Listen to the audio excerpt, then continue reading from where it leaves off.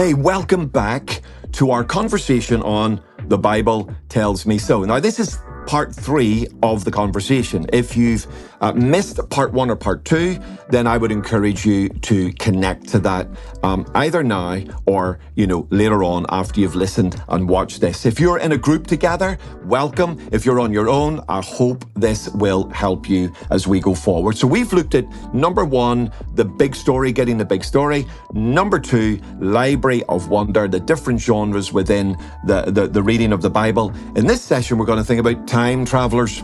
Now, growing up, I was a Doctor Who fan, and one of the things I loved was the TARDIS. The TARDIS was so cool. And it was cool for me on 2 levels. Number 1, this police box, blue police box, looked like a tiny little box.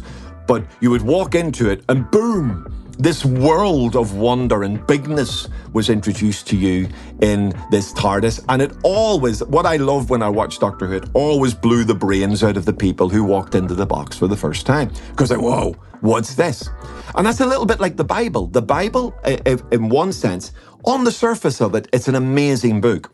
But if you're prepared to walk inside it, if you're prepared to step inside to the invitation of, hey, there's a lot more inside here, come on. Actually, the more you step into that, the more you go, wow, this is amazing. And one leads to another, leads to another, leads to another, and it's truly, truly sensational. I've had the privilege of studying the Bible all my adult life, and I'm still finding rooms inside the TARDIS, okay? It's absolutely incredible. The other cool thing, of course, and the main point of the TARDIS was time traveling. You could jump in the TARDIS in, 2019 and go back to 1845. And suddenly you're stepping out of the TARDIS in a different world.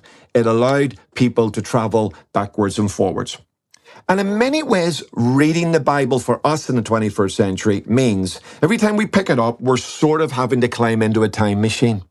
We have to climb in and do a little bit of time travel. Now, this is difficult. It's not easy, but we've got amazing resource today, exploding and growing resource that is helping us to do that better than we've ever done it before. And that is so, so exciting for me. One of the things that's really important in this time traveling idea is this. We must learn to understand the scriptures in the context in which they were written, if we are to understand them and apply them in the context in which they are read. Now, that is a super gold-plated, bankable idea. And if you can grab that and hold that in, that is going to guide you for the rest of your life. So we want to try and understand the scriptures in the original context in which they were written and therefore heard. And if we can get a sense of that, then we can transplant the ideas in which they were originally heard and intended to our 21st century world in terms of principle form. So although our 21st century world looks profoundly different from the first century, the principles of the Bible travel from one to the other. And this is so, so important for us. And the big word here that just reverberates is context, context, context. And it's absolutely crucial. I was taught when I was a wee boy, actually in Sunday school, believe it or not, which was amazing. I was taught this idea that if you take a text out of its context, it can become a pretext. In other words, what that means is if I take something in the Bible out of its original intended idea, I can make that bit of the Bible essentially say virtually anything I want. And that makes the Bible then potentially a super dangerous book. Because if I'm going to ignore the principles of context, I can make the Bible endorse any idea I want within reason. And of course, you might be aware that over church history and world history, people have done that to catastrophic results within that. A scholar called Shillington, he says these amazing words. He says, texts do not yield interpretive fruit when plucked from the native soil in which they are rooted. Now, I don't want you to sort of worry about that, but I do not want you to ignore that. It's really important that we don't just pick up the Bible and grab a bit, oh yeah, that's cool, but we understand there's an original context to that. We want to try and understand that if we can. So here's some tips for you in doing time traveling with context. 4 ideas that I personally call circles of context. They've really helped me. And to encourage you, these ideas I literally put into practice every time I study the Bible. And I've studied it all my adult life. First circle of context is culture. And this is really powerfully important. It's the idea that actually the Bible is written in a cultural context. So it's written to a group of Christians in a particular city. That's a context. It's written to a group of people from a Hebrew culture or a Greek culture or in a Roman culture. It's written to people in a particular moment of history. Sometimes it literally is reflecting the politics, the chronology, the culture, the religious tensions that are all going on in that world. And actually, the more we can, as it were, understand what they're writing into, then that helps us to understand, I think I know what's being said there. They're saying that because of that. And sometimes that can be super, super helpful. And one of the things that we sometimes fall into the trap of is that we impose our 21st century culture onto the Bible. And that will make sections of the Bible totally weird, totally difficult, and even deeply offensive without trying to understand what the Bible is actually saying. So you cannot sit in the 21st century culture, whether you live where I live, in the Western world, in the United Kingdom, and simply impose that culture onto the Bible. If I do that, I will distort the message of the Bible. What I've got to do is remember, okay, the youngest part of the Bible is 2,000 years old. It was written to different cultural contexts, different places and different people. And if I'm going to understand what's being said, I've got to help myself journey in that particular journey. One of the things I would really recommend to you when you're reading the Bible, especially if you're reading about journeys or places, is have a map book handy. If you've got a study Bible, most brilliant study Bibles have maps in them. And it's amazing just having a map handy as you're reading the Bible helps you get, okay, I understand what's going on there because of the distances or because of where that place is or because of what's happening. Now, we are blessed abundantly today because there's been an explosion in cultural studies.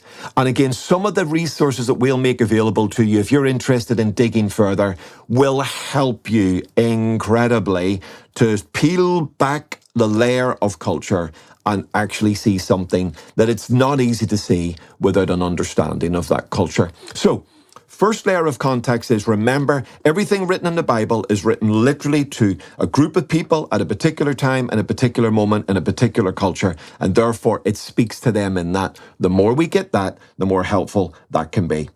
If you're studying something in the Bible, say you're reading something in the Gospel of Luke, then don't just read that little bit, but think about the context of the passage. Look at the passage it's based in. Look at what went before. Look at what comes after and see if they're connected. Again, this stops us just snatching at an idea, pulling at it, and pulling it out of its context. Now, this doesn't work every time. So in the poetry books, this isn't so important. But for example, in the narrative books, this is absolutely crucial. And in the discourse books, it is absolutely vital. So in the discourse and narrative books, we're looking at what goes before, and we're looking at what comes after. And that's normally about me stepping back a little bit from that individual little story or that bit of text, and I'm stepping back a little bit and I'm seeing what's going on around it. Now, remember, when the Bible was originally written, it didn't have chapter divisions, it didn't have verses in it, and it didn't even have headings within the chapters. They've all been inserted by the translators.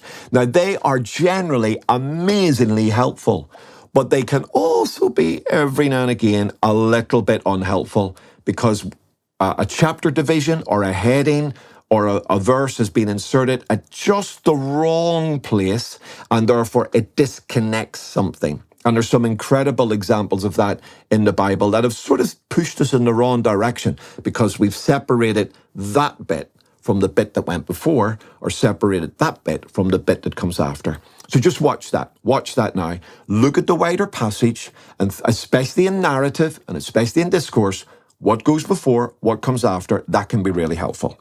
Third circle of context is, if you're reading or studying a bit of the Bible and it's in a particular book, then try to think about is there something going on in that book which helps me understand that individual statement or that bit of that book? And again, in some books, it's more important than others. So when you come, for example, to the New Testament letters, to Paul writing to Ephesians, to the writer writing to the Hebrews, to Peter writing to the scattered church, that could be really helpful because you're getting a sense of the purpose of the book. And the purpose of the book helps you to understand some of the individual statements within that book. So, for example, if you know that Deuteronomy is Moses' words to the people of God before they're about to go into the land of promise, and it's the last words he's going to give to them, that changes slightly the way you read that book. If you realize the book of Exodus is the words of God and Moses to a bunch of slaves who've just been rescued, and he's shaping them into a nation, you read that slightly differently.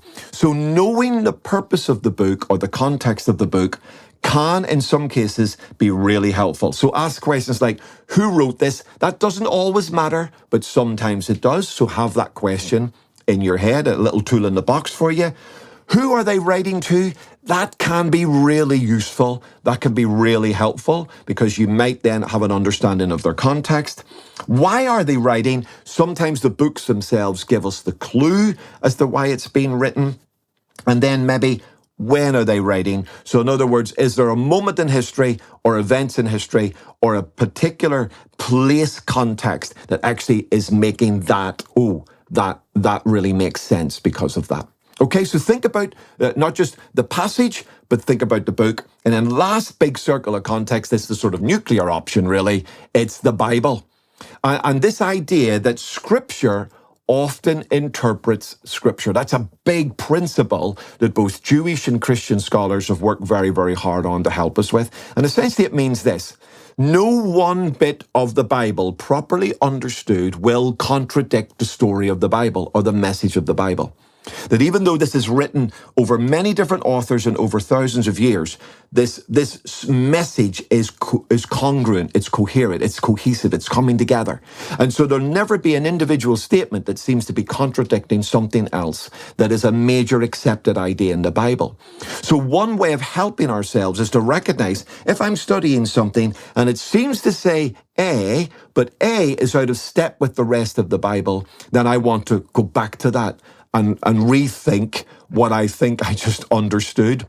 And the Bible itself is the sort of ultimate get out in terms of helping me to understand what the Bible is saying. I describe it as the nuclear option. In other words, it cannot contradict itself. And so in doing that, I add that into the conversation, which is deeply helpful. And all of this helps us move to pulling meaning out of the Bible, something we would call exegesis, beautiful word, to pull meaning out, then eisegesis, put stuff in. And over the years, some of the mistakes that have been made, we've all made them, but some of the huge mistakes that have been made because we've read something into the Bible that wasn't really there instead of pulling meaning out. What helps us get close as possible to the meaning is context. Context, context, context. Keeping the statements in the native soil in which they're planted. Thinking about cultural context, that can speak. Thinking about the context of the passage, thinking about the context of the book, and thinking about the ultimate context of the Bible. They will keep us in the ballpark. Now, even doing all of that doesn't mean we're going to get it absolutely perfect every time. But what those circles of context will do, they will hem us in. They will keep us in the ballpark. And I would suggest that 9 times out of 10, we're going to get close to the meaning of the passage because we obey, as it were, the boundaries of context and the principles of helping us to keep the statements in the context in which they were originally written and therefore heard, so that we can apply the principles of them to the context in which they're being read. I hope that's helpful, and I hope that makes sense to you, but I would ask you to keep that in mind as you go forward. Context, context, context. Listen, hope you enjoyed that. See you next time for part 4. God bless you, and thank you.